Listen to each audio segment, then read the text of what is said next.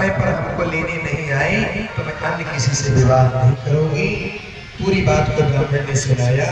भगवान कन्हैया ने कहा, पंडित जी, जो स्थिति आज रुक्मिणी में लिख करके दिया है वही स्थिति हमारी भी है। हम भी रुक्मिणी से विवाह करना चाहते हैं। पंडित जी ने चौंक करके कहा कि आप कैसे करना चाहते हैं?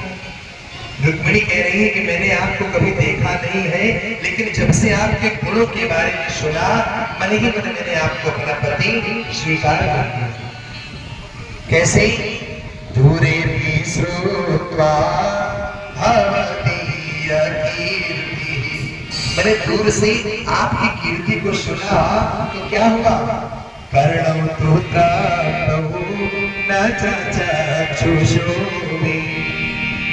आपकी कीर्ति को सुन करके हमारे कान तो तृप्त हो गए, लेकिन मेरी आंखों को विश्वास नहीं हुआ कि आप सच में ऐसे हैं। और आज जब आपके इस दर्शन को पाया तो मैं धन्य हो गई।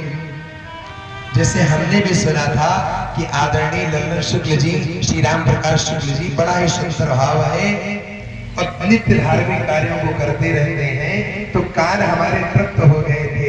लेकिन जब ये भागवत की गंगा यहाँ पर बही और आप सभी भक्तों को, आप सभी इतने सुंदर भक्त हैं, इतने भाव से आते हैं, इतना यहाँ पर समय देते हैं, ये देख करके हमारे कान तृप्त हो गए थे।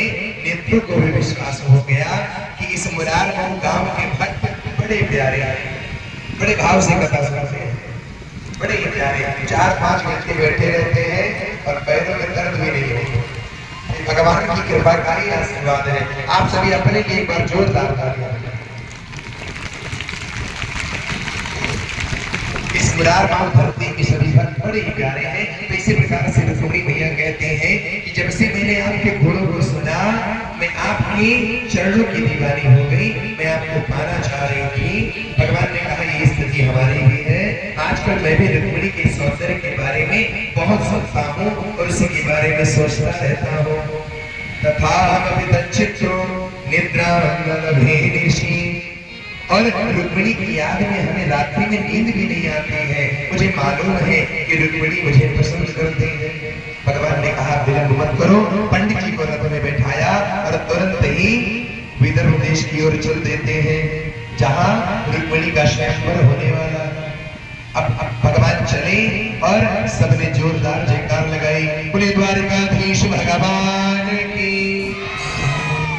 रथ को वायु से उड़ाया, रुक्मिणी का हरण करके आज भगवान वहां पर रुक्मिणी को पाने के लिए जैसे ही चले और द्वारकाधीश भगवान का जय जयकार होगा, तो दाऊ भैया जो है बलराम जी, उनको जब सुनाई पड़ा तो पूरा मामला समझ गए कि कन्हैया इतनी जल्दी बिना किसी को बताए कहां जा रहे हैं।